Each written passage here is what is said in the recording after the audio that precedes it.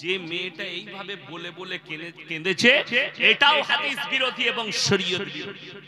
আল্লাহ রাসূলের হাদিসে আছে, তোমরা দুঃখ পালন করলে মুখ ছিঁড়ে, হাত চাপড়িয়ে, বুক চাপড়িয়ে তোমরা কান্নাকাটি করো না।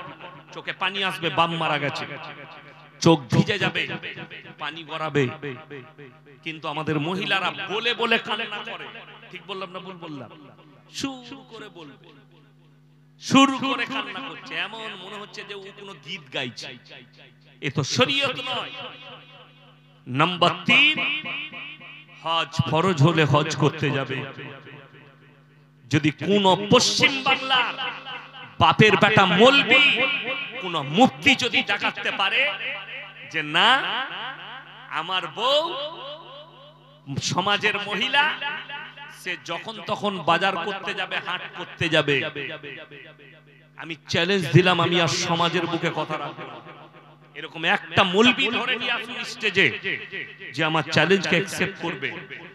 আপনার বিবি যায়, আমার বিবি যায়, আমরা মহিলাকে বাজারে পাঠাই, এটা আমাদের ব্যর্থতা, এটা শরীয়তের ব্যর্থতা নয়, এটা ইসলাম নয়। কেউ বলতে পারবে না এটা শরীয়ত, এটা ইসলাম। মেয়ে বাজারে যাচ্ছে, মেয়ে বেপরদা ঘুরছে, এটা তোমার ব্যর্থতা। ইসলামে যেটা মারাত্মক দিক আছে, ইন্নাশ শাইতানা লিল ইনসানি আদুব্বুম মুবিন, শয়তান হচ্ছে মানুষের প্রকাশ্য দুশমন। আমাদের মতো মৌলবীরা অনেক দূরের কথা। কোরআন শোনাবো আপনাদেরকে। জুলাইখা যখন নিজেকে বেবস্ত্র করে ইউসুফ নবীর সামনে দাঁড়িয়েছে, বেবস্ত্র মানে উলঙ্গ। ইউসুফ নবী কি বলছে জানেন? কোরআনে আছে, ওয়ালাকাদ হাম্মাত বি ওয়া হাম্মা বিহা লাউলা আররা বুরহানা রাব্বি। আমাকে শয়তান ধোঁকা দিয়েছে, কেউ নেই কামরার ভেতরে, মহিলাটা একা উলঙ্গ, যা পারবি করে নে। সে তো আল্লাহ আমার উপরে দয়া করেছে, আল্লাহ আমাকে হেফাজত করেছে। নবী পয়গম্বর, আল্লাহ হেফাজত করেছেন। তা না হলে জুলাইখা দাওয়াত দিয়েছে, ওয়াকালাত হাইতালাক, আমার দিকে অগ্রসর হও, আমাকে টিপে ধরো আর মনের বাসনা কামনা পূরণ করো। ইউসুফ নবীকে দাওয়াত দিয়েছে।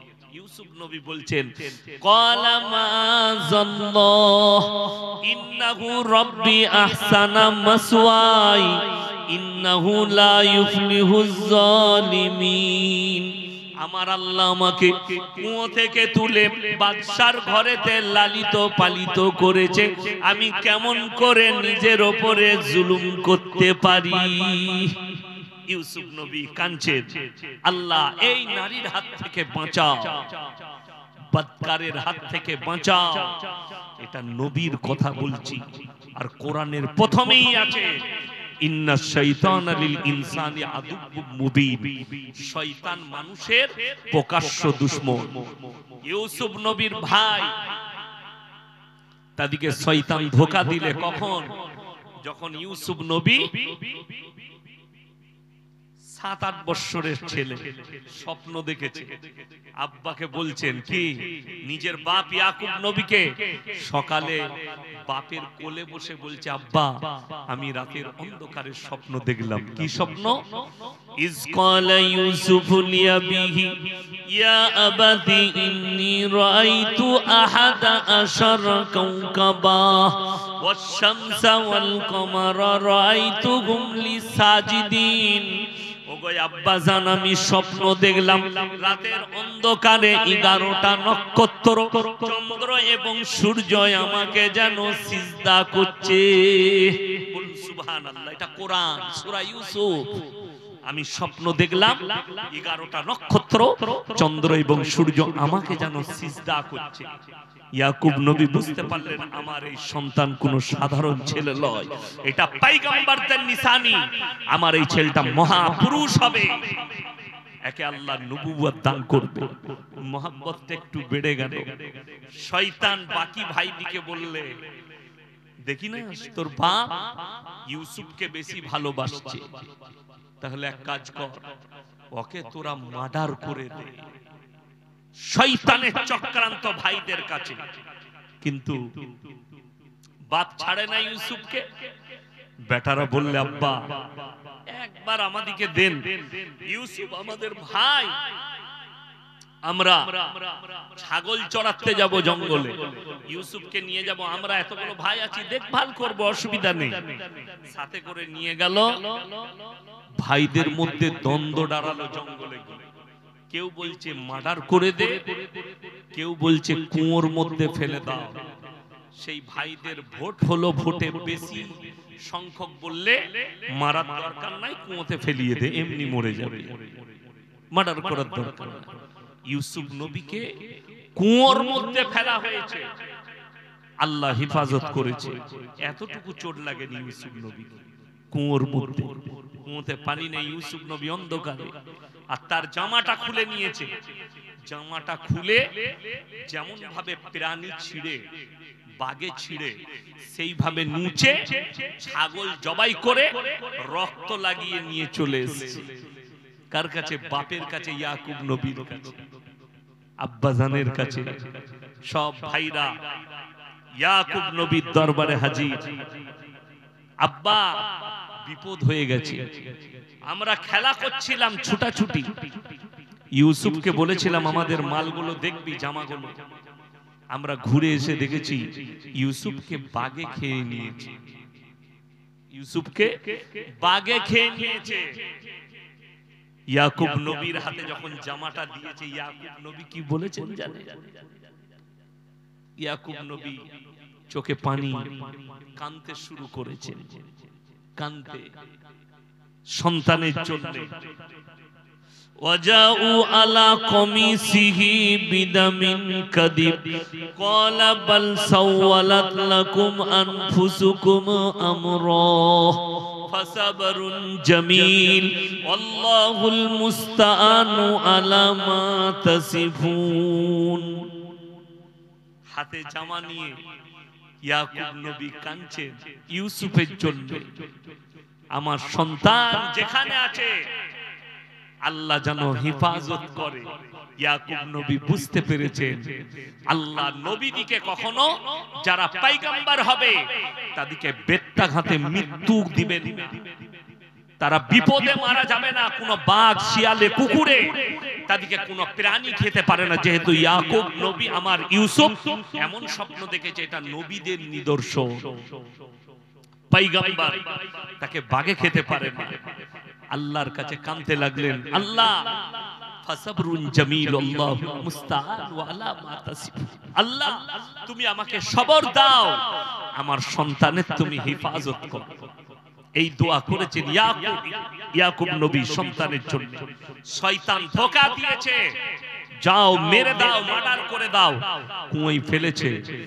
ইউসুফ নবীর উপরে যদি শয়তান চক্রান্ত করতে পারে, আমার মতো ফুটো মৌলবীকে কি করে শয়তান ছেড়ে দিবে? আমার কথা ছেড়ে দাও, তোমার মতো যুবক যুবতীকে কি করে শয়তান ছেড়ে দিবে? মেলাতে জানেন তিনটে, দুটো নারী, একটা নারী আর একটা পুরুষ যদি নির্জনে হাজিরি দেয়, তৃতীয় নম্বর যে আছে তার নাম হচ্ছে শয়তান। নির্জনে একটা নারী আর পুরুষ, পর নারী পর পুরুষ এক কাছে হওয়ার শরীয়তে জায়েজ নেই, হারাম। তৃতীয় নম্বর যার এন্ট্রি হবে সে হচ্ছে শয়তান। অনেক দোকানদার আছেন যারা দোকান দিচ্ছেন, তারা মনে মনে ভাববেন এই মৌলবি তো আমাদের বাজার খারাপ করছে, এই মৌলবি তো আমাদের ব্যবসা তুলে দিতে চাইছেন। না, আমি তোমার ব্যবসা তুলতে চাইনি। তা না হলে মানুষ জিলেবি খাবে, মানুষ একটু পকোড়া খাবে, মানুষ একটু চা খাবে। সেই দোকানগুলো বসান আর মাইকে অ্যানাউন্স করে দেন যে কোন মহিলা কোন দোকানে যেতে পাবে না, কোন মহিলা কোন দোকানে যেতে পাবে না। আরে দুঃখ লাগে, বেদনা লাগে যে একটা মেয়ে সে জলসার নাম করে বাড়ি থেকে বের হয়েছে, জলসা শুনবো, হাদিস কোরআনের কথা শুনবো, কিন্তু তার আড্ডা হচ্ছে কোথায়? মেলাতলায়। আমি ওই গাড়িতে শুয়েছিলাম, মসজিদে মশা কামড়াচ্ছিল, আমি গাড়ির সামনে সিট ফেলিয়ে শুয়েছিলাম। কতগুলো মানুষ, মেলা ঘোরা হয়েছে মেয়েদের, ভ্যানিটি ব্যাংক কাঁদে আর সব মাল নিয়ে হেঁটে হেঁটে বাড়ি চলে যাচ্ছে। তাহলে তাদের উদ্দেশ্য জলসা শোনা হলে শেষ দোয়া পর্যন্ত থাকতো এখানে, যে হাদিস আর কোরআনটা শুনে যাব, একটা নসিহত শুনেনি, একটা জলসা শুনেনি, বড় কষ্ট লাগে, দুঃখ লাগে। আপনি বলছেন আমি মুসলমান, আপনার কাছে হারাম জিনিসগুলো হালাল হয়ে যাচ্ছে, আল্লাহর রাসূলের হাদিস। আপনারা কি মনে করছেন দাজ্জাল আসবে? দাজ্জাল আপনার শামসিতে আসবে, দাজ্জাল গাজলে আসবে, দাজ্জাল মালদাতে আসবে না। দাজ্জাল আসার পূর্বে তার সৈন্য তৈরি হয়ে যাবে। আর রাসূলের হাদিস তোমরা দেখতে পাবে, যখন মুসলমানের কাছে হারাম জিনিসগুলো হালাল হতে শুরু করবে, তখন জানবে দাজ্জাল আসার সময় হয়েছে। আর যে মুসলমান হারাম জিনিসগুলোকে হালাল করে নেবে, এইগুলোই হচ্ছে দাজ্জালের আসল সৈন্য। যেহেতু দাজ্জাল আসার পূর্বেই এই ব্যক্তি তো নিজের ঈমানকে হারিয়ে ফেলেছে। আমার বন্ধুগণ, আমার ভাই, অনুরোধ করে বলছি, ঈমানদারির সঙ্গে বলুন তো, আজকে মুসলমান নিজেকে মুসলমান বলে দাবি করছে, আজকে সত্যিকারী কি আমি মুসলমান? সত্যিকারী কি আমি ঈমানওয়ালা? আমার ঈমান কতটুকু আছে? সবাই আত্মসমীক্ষা করবেন। যারা এখানে বসে আছেন, যারা মোবাইলে ফেসবুকে আমাকে গালি দিচ্ছেন, তাদেরকে অন্তর থেকে বললাম, নিজের হৃদয়কে জিজ্ঞেস করো, আমার পরিবার কি? আমার পরিবারে দিন কতটা আছে? আমার পরিবারে ইসলাম কতটা আছে? আমার স্ত্রীর মধ্যে দিনদারি কতটা আছে? আমার সন্তানের মধ্যে দিনদারি কতটা আছে? আমি তো লোকের কাছে বুক ফুলিয়ে বলছি আমি ইয়াসিন, আমি ঈমানদার, আমি আপনার কাছে বক্তব্য দিচ্ছি। এই মোবাইলে রেকর্ডিং চলছে, আমি চ্যালেঞ্জ ছুড়ে বলে গেলাম, আপনারা যেমন আমাকে মোবাইলে চিনেন, গোটা পশ্চিম বাংলার লোক, আমি তো সব জায়গায় দাঁড়াতে পারি না। হিন্দু, মুসলিম, জৈন সবাই চিনে আমাকে, আমি সব জায়গায় দাঁড়াই না। আমার দাঁড়ানোর স্থান আছে, জায়গা আছে, সেই জায়গায় দাঁড়িয়ে চা খাই। আমার বর্তমান টাউনে হিন্দু থেকে মুসলিম এমন কোন দোকানদার নেই যে আমাকে চিনে। আমার বাজারে এমন কেউ নেই যে আমাকে চিনে না। আমি আপনাকে চ্যালেঞ্জ দিয়ে গেলাম, যেদিনে বর্তমান টাউন যাবেন যান, মিষ্টির দোকানি থেকে কাপড় দোকান, নার্সিংহোম থেকে হসপিটাল, ওষুধ দোকান, জিজ্ঞেস করুন কোন বাপের বেটা যদি প্রমাণ দিতে পারে ইয়াসিন সাহেবের স্ত্রী বোরকা পরে এসে একটা রুমাল কিনেছে, আমি জুতোর মালা পরে যাব আপনার এখান থেকে। আল্লাহর কৃপায় বলে গেলাম, চ্যালেঞ্জ ছুড়ে পাবেন না। আমার স্ত্রী বাজারে যাওয়া লাগে না, আমি তো সারা রাত থাকি না, বাড়িতে সময় দিতে পারি না, তাহলে আমার স্ত্রীর কি জায়গাগুলো পূরণ করি না, তার জরুরতগুলো পূরণ করি না? যদি এটা বিশ্বাস না হয়, আমি যে কোনো ব্যক্তি যার সন্দেহ আছে তাকে দাওয়াত দিলাম, আপনি আমার গাড়িতে চেপে চলুন, আপনার স্ত্রীকে নিয়ে চলুন, মালদায় চাপবেন, একবারই নামবেন বর্ধমান টাউনে, আমি গাড়ি পাঠিয়ে দেবো আপনাকে আনতে। আপনার স্ত্রী আমার স্ত্রীর কাছে 3 দিন থাক, 3 দিন মেহমানদারি করবে, আর আপনি আমার মেহমানখানায় আমার সাথে থাকবেন। 3 দিনের ভেতরে আমার স্ত্রী যদি আমার জন্য একটা এলিগেন্ট দেয়, একটা আমার নামে যদি রিপোর্ট দেয়, আমি সমাজের বুকে আর কথা বলবো না। যেমন কোন দিনটা গেছে, আমি তার প্রয়োজন মিটাই, তাকে কষ্ট দিয়েছি, সে তো বাড়ি থেকে বের হয় না, কোথাও যেতে দিই না, এমন কি কোন বিয়ে বাড়ি পর্যন্ত যেতে পাই, অর্ডার নেই, যারই বিয়ে হোক যেতে পাবে না, স্ত্রীকে যেতে দিই না। তাকে জিজ্ঞেস করো, তোমাকে তো কোথাও নিয়ে যাই না, যেতে দেই না, তোমার উপর কি অত্যাচার করে? যদি আমার স্ত্রীকে জিজ্ঞেস করতে যান, আমার স্ত্রী ঝাঁটা করে মারবে। কেন? নিশ্চয়ই আমি আমার স্ত্রীকে খুশি রাখতে পেরেছি। আমি রাস্তায় বেরিয়ে জিজ্ঞেস করে নিই বাড়িতে কি বাজারের প্রয়োজন আছে, আমি এনে দেবো। আমি আসার সময় সুজাপুরে দাঁড়িয়েছি, যা কিনার কিনে নিয়েছি, বাড়িতে গাড়িতে চাপিয়ে নিয়েছি, ফজরের সময় তার কাছে পৌঁছে যাবে, সে রান্না করুক, আমার আর জরুরত পড়বে না, তার সব মাল আমার গাড়িতে রাখা আছে, আমি ফজরের নামার সময় তাকে ধরিয়ে দেবো, তার কিচেনের কাছে নামিয়ে দেবো, সে ফজরের পর আর কোনো কিছু লাগবে না। কিন্তু অবাক লাগে, আপনি সারা দিন চায়ের দোকানে আড্ডা মারছেন, কিন্তু বিবিকে আলু পেঁয়াজ সবজিটা কিনে এনে দেন না। গ্রামে দোকান আছে, তুমি গিয়ে কিনে নাও। তোর থেকে বড় নালায়েক আর কে আছে? তার বিবি পরকীয়ায় জড়াবে না, তাকে জড়াবে। রাগ করেন না, ব্রেনে দিলে কথাগুলো নেবেন। আমি চলে যাব সকাল বেলায়, ভাববেন রাতের বেলায় ভাববেন আমি কি বলে গেলাম। আপনার আত্মাকে সমীক্ষা করুন, দিলকে জিজ্ঞেস করুন, সত্যি কি আমি আমার স্ত্রীকে ইমানদার করতে পেরেছি, মুমিনা করতে পেরেছি, দিনের উপরে প্রতিষ্ঠিত করতে পেরেছি? তা না হলে আজকে বলুন, একটা মুসলমানের কাছে সুদ কখনো হালাল হতে পারে? এ কথা বলেন, সুদ হালাল না হারাম? হারাম। আপনি বলুন ইমানদারির সঙ্গে, এই থানাটা কোন থানা? গাজল। গাজল থানায় একটাও মুসলমান তাইলে সুদ খায় না, তাই তো হারাম যখন। কথা বলেন।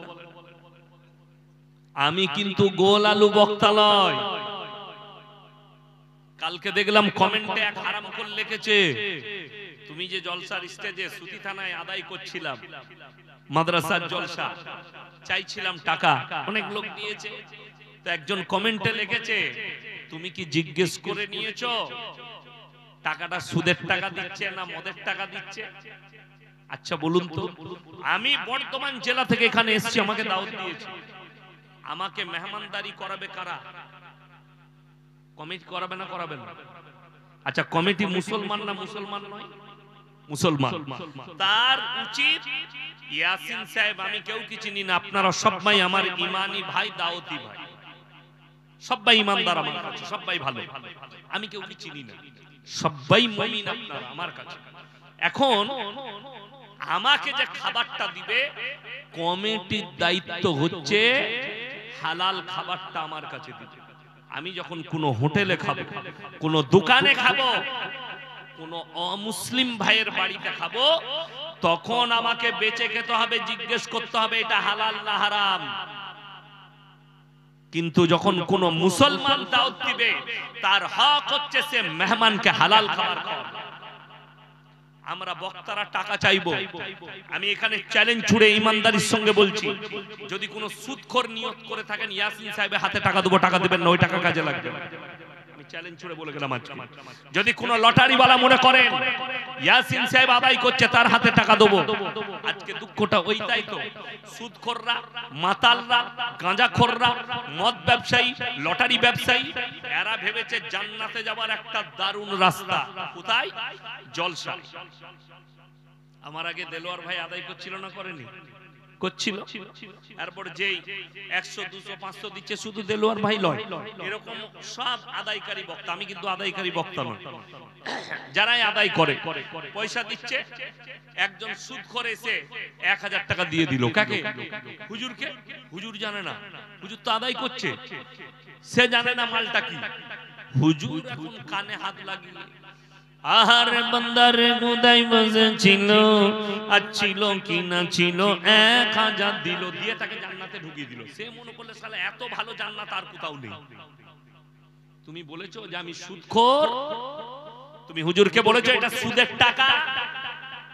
যদি বাপের বেটা হও, পশ্চিম বাংলায় আমি যে স্টেজে থাকবো আর মাদ্রাসা মসজিদের জন্য টাকা চাইবো, ঈদগাহর জন্য টাকা চাইবো, কবরস্থানের টাকা চাইবো, স্টেজের সামনে খালি এসে বলবে যে হুজুর এটা সুদের টাকা দিচ্ছি, আল্লাহর কসম খেয়ে বলছি আমার জুতোটা তোমার মুখে মারবে। চ্যালেঞ্জ ছুড়ে বললাম, তুমি যত বড়ই বাপের বেটা হও আর নেতা হও, আর যত বড়ই মন্ত্রী হও, তোমার আস্পর্ধা কি করে হলো তুমি মসজিদে সুদের টাকা দিবে? তোমার আস্পর্ধা কি করে হলো মাদ্রাসায় সুদের টাকা দেবে? তোমার টাকা প্রয়োজন নাই, তোমার হারাম টাকা দিন চালানোর জন্য প্রয়োজন নাই। একটা গরিব মানুষ আলু ব্যবসা করে, চাষ করে খায়, সেই লোকটা যদি 1 টাকা দান করে, আর একটা সুদখোর যদি 1 কোটি দান করে, আল্লাহর কসম করে বলছে এই 1 টাকা ওয়ালা জান্নাতে যাবে, কিন্তু সুদখোরের হারাম করে দান কবুল হবে না। চ্যালেঞ্জ, তোমার কোন জায়গায় আঘাত লাগবে, ঘা হবে আমি জানি না। সুদ হারাম, শুধু হারাম নয়, আমার আল্লাহ কোরআনে বললেন ওয়াহাল্লাল্লাহুল বাইয়া ওয়া হাররামার রিবা, যারা সুদকে আমি হারাম করেছি, ব্যবসাকে হালাল করেছি, যে ব্যক্তি জেনে শুনে সুদ খেলো, এই লোক আল্লাহর সঙ্গে যুদ্ধ ঘোষণা করলো। ইমানদারির সঙ্গে বলুন তো, যে লোক আল্লাহর সঙ্গে যুদ্ধ ঘোষণা করছে, এই লোক কখনো মুমিন হতে পারে? এক কথা বলেন, এই লোক মুমিন নয়। যে ব্যক্তি, এখানে হাত তুলে বলুন তো, কে জানেন না মদ স্পর্শ করা হারাম? কথা বলে না, জানেন না? জানেন না? জানেন তো? তাহলে মুসলমান, আপনাকে আমি গাজল থানায় দেখিয়ে দেব। গাজল থানায় মুসলমান মদ পান করছে, মদ বিক্রিও করছে। ঠিক বললাম না ভুল বললাম? শুধু গাজল থানায় নয়, গোটা পশ্চিম বাংলায় প্রত্যেকটা থানায় দেখেন। আপনি কদুবাড়ি মোড়ে চলুন, গাজল বাজারে চলুন, আমি আপনাকে দেখিয়ে দেবো মুসলমান লটারি বিক্রি করছে। শামসি বাজারে চলুন, হরিশ্চন্দ্রপুরে চলুন, সুজাপুরে চলুন, কালিয়াচকে চলুন, ধুলিয়ানে চলুন, উমরপুরে চলুন, বেলডাঙ্গায় চলুন, কলকাতা পর্যন্ত যতগুলো বাজার পড়বে আমি দেখিয়ে দেবো মুসলমান কাউন্টার লাগিয়ে লটারি বিক্রি করছে, আর মুসলমান লটারি কাটছে। কিছু যদি টাকা আসে, লটারি বিক্রি যদি করে আমার যদি যেন ব্যবসা চলে। অথচ রাসূল সাল্লাল্লাহু আলাইহি সাল্লামের হাদিস, যারা নিজেদের সন্তানের মুখে হারাম খাবার তুলে দিবে, তাদের সন্তান কোনোদিন নেক সন্তান হতে পারে। আর পৃথিবীতে জীবনে যতগুলো ভাই আছেন, মা বোন আছেন, শুনে যান, তিনটে জিনিস যদি পৃথিবীতে কেউ রেখে যেতে পারে, কিয়ামতের সকাল পর্যন্ত আপনি কবরে শুয়ে শুয়ে নেকি পাবেন। জোরে বলুন সুবহানাল্লাহ। নাম্বার 1, নেক সন্তান। নাম্বার 1 হচ্ছে নেক সন্তান। নেক সন্তান কেমন? আপনি মারা যাওয়ার পরে আপনার সন্তান যেন এমন মুমিন হয়, এমন দিনদার হয়, আপনার জানাজার নামাজটা পড়াতে পারে, কবর জিয়ারত করতে পারে, আপনার জন্য দান খায়রাত করতে পারে, আপনার জন্য দোয়া করতে পারে। নামাজ পড়লো এশা, আর আল্লাহকে বলল, আল্লাহ গো, আমি তো 5 ওয়াক্তের নামাজি, গুনাহগার, আমার আব্বা দুনিয়া থেকে চলে গেছে, আমার আব্বাকে তুমি ক্ষমা করে দাও। রিওয়ায়েতে আছে, হাদিসে আছে, চোখের পানিটা গালে গড়ানোর আগে আমার আল্লাহ দোয়াকে কবুল করবেন। জোরে বলুন সুবহানাল্লাহ। অথচ আপনি আপনার সন্তানকে তৈরি করতে পারেন। আপনার সন্তান নামাজ তো দূরের কথা, বাপের কবর পর্যন্ত জিয়ারত করতে জানে, বাপের জন্য দান করতে জানে না। এইটা হচ্ছে 1 নম্বর সাদকা। কোন মা বাপ সে যদি নেক সন্তান দুনিয়াতে রেখে যায়। নাম্বার 2, জীবনে বেঁচে থাকতে, এই দুনিয়াতে বেঁচে আছে, নিজের জন্য কবরস্থান, ঈদগাহ, মাদ্রাসা, মসজিদ, এতিমের বিয়ে, গরিব এতিম মিসকিন, এদের খেয়াল রাখুন। যার পয়সা মসজিদে লেগেছে, মাদ্রাসায় লেগেছে, ঈদগাহে লেগেছে, কবরস্থানে লেগেছে, এই সাদকায়ে জারিয়া আপনি কবরে চলে যাবেন। কিয়ামতের সকাল পর্যন্ত যতদিন কবরস্থান বাকি, যতদিন মসজিদ বাকি, যতদিন ঈদগাহ বাকি, কাল কিয়ামতের সকাল পর্যন্ত আপনি শুয়ে শুয়ে নেকি পেতে থাকবেন। বলুন সুবহানাল্লাহ। নাম্বার 3টা মারাত্মক, খায়রুকুম মান তাআল্লামাল কুরআন আল্লামাহু, যারা ইলম হাসিল করে এবং অপরের কাছে পৌঁছায়। আজকে আপনি আমার মুখ থেকে শুনে যাচ্ছেন লটারির টিকিট হারাম। যারা লটারিওয়ালা আছেন, যারা লটারির টিকিট কাটেন, তারা এখানে বসে ইস্তেগফার যদি করেলেন, আর আপনি আপনার বন্ধুকে মেসেজ পাঠান, ভাই ইয়াসিন ভাই এসেছিল কালকে আমাদের গ্রামে, তো তিনি বলে গেছেন লটারির টিকিট হারাম, অর্থাৎ লটারি কাটবো না, আপনি নেকি পাবেন, আমিও নেকি পাবো। এইভাবে আপনি প্রচার করবেন।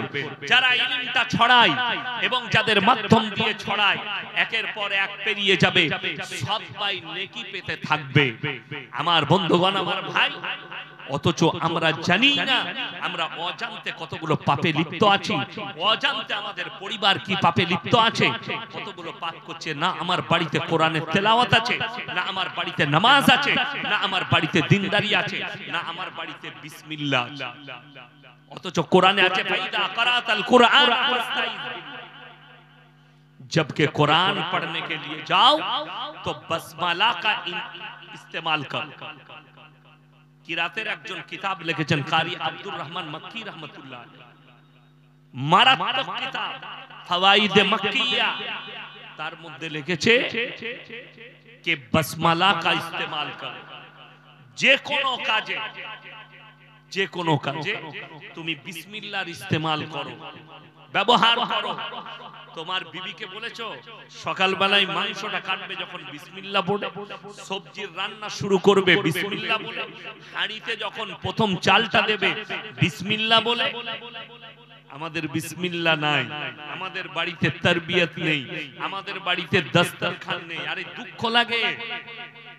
আমি আপনাদের বহু এলাকায় গেলাম, দস্তরখান জানে না, গামছা বিছিয়ে মৌলবীদিকে ভাত দেয়। জানি না আপনার বাড়িতে মেহমান এলে আপনি কি করেন। দস্তরখানটা ময়লা ফেলার জন্য নয়, দস্তরখান হচ্ছে কোনো খাবার পড়ে গেলে সেখান থেকে তুলে খাওয়া। उत्तरप्रदेशे जान, दिल्लीते जान। আমি যখন লখনऊ ইরফানিয়ায় কিরাত পড়তাম तो একজন দাওয়াত দিলে একটা বন্ধু বলে हमारे घर में रात को खाना खा लो, उन्हें इंशाल्लाह आएंगे। तो আমরা তিন চারটা বন্ধু গেলাম তার বাড়িতে খেতে। দস্তরখান বিছিয়েছে, বাটি করে কটোরা করে তরকারি এলো, কিমা, ভুনা, চিকেন চিল্লি সব এলো। আর রুটিগুলো দিয়েছে প্লেটে নয়, দস্তরখানের চারিদিকে রুটি নামিয়ে দিয়েছে দস্তরখানের উপরে, ওখান থেকে লাও ছিঁড়ে ছিঁড়ে খাও। বড় কষ্ট। আপনি তারবিয়ত শিখলেন না, আপনার বাড়িতে দ্বীন এলো না, আপনি নিজেকে মুসলমান বলছেন। আজকে পশ্চিম বাংলা, বিহার, উড়িষ্যা, ঝাড়খণ্ড বেশিরভাগ লোক শিরক আর বিদআতে ডুবে আছে। আজকে দেখলে মুসলমানদের ঈমান ধ্বংস করার জন্য এমন ভাবে উঠে পড়ে লেগেছে যে আমাদের মতো মৌলবীরা পর্যন্ত ওই জালে ফেঁসে যাচ্ছে। কেন? স্বার্থের জন্য। আমি ইয়াসিন, আমাকে যদি এখনই কেউ বলে তোমাকে 1 কোটি টাকা দেব, কেন? বলে গাজলে একটা ফাংশন হচ্ছে, স্টেজে চলে আসো। আমাকে একজন মোবাইলে পাঠালো, ছবিটা আছে মোবাইলে। মুর্শিদাবাদের একজন বক্তা আপনাদের এলাকাতেও আসে, বক্তব্য দেয়। আমি দেখে খুব দুঃখ পেলাম, ভিডিওটা পাঠালো। গানের একটা স্টেজে যেখানে গান চলছে, আর্টিস্টরা আছে, সেই নারীর পেছনে সে হুজুর দাঁড়িয়ে আছে, সেই বক্তা দাঁড়িয়ে আছে, মাথায় টুপি না দিয়ে। সেই মানুষ আবার স্টেজে গিয়ে মানুষকে হিদায়েতের কথা শোনাবে, মানুষকে দ্বীনের কথা শোনাবে। আমি দেখলাম বীরভূম ডিস্ট্রিক্টের একজন মৌলবী, নামের আগে মুফতি আছে, নামের শেষে পীর আছে, তার শেষে কাসমি আছে। কাসমি মানে দেওবন্দ থেকে পাস করেছে, তার নামের শেষে আছে। এশিয়া মহাদেশের একটা বড় মাদ্রাসা দারুল উলুম দেওবন্দ, সেইখান থেকে পাস করা। নামের শেষে পীর আছে, নামের শেষে কাসমি আছে। কোথায় দেখছি দীপাবলির উৎসবের স্টেজে তিনি সংবর্ধনা দিচ্ছেন। আপনারা মায়ের আশীর্বাদ নেবেন, মায়ের আশীর্বাদে ভালো থাকুন। আমি মনে মনে ভাবলাম আল্লাহর রাসূলের হাদিসটা কত সত্য। এক শ্রেণীর আলেম তারা সঙ্গে সঙ্গে ঈমান হারা হবে, আর তাদের দ্বারাই আল্লাহ জাহান্নামকে উদ্বোধন করবেন। আমার ভাই, রাসূলের হাদিস, কিয়ামতের পূর্বে আমার উম্মতের মধ্যে একটা দল, কিছু উম্মত তারা মুশরিক হয়ে যাবে, তারা কবরের পূজা করতে লাগবে, তারা গাছের উপাসনা করবে, তারা ঠাকুরের পূজা করতে লাগবে, তারা আল্লাহ বাদ দিয়ে অপরের উপাসনা করতে লাগবে। এটা রাসূল সাল্লাল্লাহু আলাইহি সাল্লামের হাদিস। আজকে তার প্রমাণ পাচ্ছি। আর কিছু বেঈমান কাফের আমাদের সামনে লম্বা করে একটা কথা ভাসিয়ে দিয়েছে, ধর্ম যার যার, উৎসব সবার। আমি কলকাতার একটা চ্যানেল দেখলাম, চ্যানেল মানে ইউটিউবার, ছোটখাটো মেয়ে ছেলে নিজেকে চ্যানেল বলে আর উল্টো পাল্টা খবর ছড়ায়। সে দেখলাম আমার একটা জলসাকে কাটিং করে বিদ্বেষ ছড়িয়েছে এবং একটা মুসলিম লোকের সাক্ষাৎকার নিচ্ছে। আরে এই মৌলবি বলেছে মুসলমানরা মদ খাবার জন্য ঠাকুর ভাসাতে যায়। আমি আমার বর্তমান টাউনের কথা বলেছি, আমি আবার আজকে বলে যাচ্ছি আপনাদেরকে যে আল্লাহর কাছে যতগুলো পাপ আছে সবথেকে নিকৃষ্ট পাপ হচ্ছে শিরকের পাপ। যারা মনে করছেন যে সেই জায়গায় কি যাওয়া যাবে না? তাদেরকে কোরআন শোনাচ্ছি, লাউ কানা ফীহিমা আলিয়াতুন ইল্লাল্লাহু লাফাসাদাতা। আমি আল্লাহ ছাড়া পৃথিবীতে আর একটা যদি আল্লাহ হতো, পৃথিবীতে বিভ্রাট আর মারামারি সৃষ্টি হতো। আমি আল্লাহ ছাড়া যদি দ্বিতীয় আল্লাহ হতো, দ্বিতীয় কেউ থাকতো সৃষ্টিকর্তা, তাহলে মারামারি হতো। লাউ, এটা কোরআন, লাউ কানা ফীহিমা আলিয়াতুন ইল্লাল্লাহু লাফাসাদাতা, ফাসাদ হতো, ফিতনা হতো দুটো আল্লাহ হলে। তাই আমি আল্লাহ এক এবং অদ্বিতীয়, আমার কোনো শরীক নাই। সবাই আল্লাহকে বিশ্বাস করব, জোরে বলুন ইনশাআল্লাহ। আল্লাহ ছাড়া ভালো মন্দের মালিক পৃথিবীতে কেউ নেই। এরপর একটা মুসলমান শুনেলেন, এই হিন্দুস্তানে যদি বলেন হুজুর আপনার বক্তব্যের দ্বারা সম্প্রীতি নষ্ট হচ্ছে, তাহলে বলবো আমার বক্তব্যের পুরো শুনবে। 1.5 লাখ বায়ান, 1.5 থেকে 2 লক্ষ বায়ান ছুটছে আমার ইউটিউবার ফেসবুকে। এখানে এমন ইউটিউবার আছে শুধু অনলি ফর আমারই বায়ান ছাড়ে। এরকম পশ্চিম বাংলায় 100টা ইউটিউবার আছে, কোন বক্তার বায়ান শুধু আমার নিজস্ব কোনো ইউটিউবার নাই। আমার সময় নেই। মাদ্রাসাওয়ালা দোয়া করবেন। আবার একটা বড় মেয়েদের মাদ্রাসা করছি, একবারই নার্সারি স্কুল থেকে মোল্লা পাস পর্যন্ত দোয়া রাখবেন যেন আপনার সন্তানকে দিতে পারে। কাজ শুরু হয়ে গেছে জায়গাতে, দোয়া রাখবেন। আমি হচ্ছি মাদ্রাসাওয়ালা মৌলবি, আমি কারো বিকাও নয়। আমার বন্ধুগণ, আমার ভাই, এই 1.5 থেকে 2 লাখ বয়ান, একটা স্পিচ বার করুন।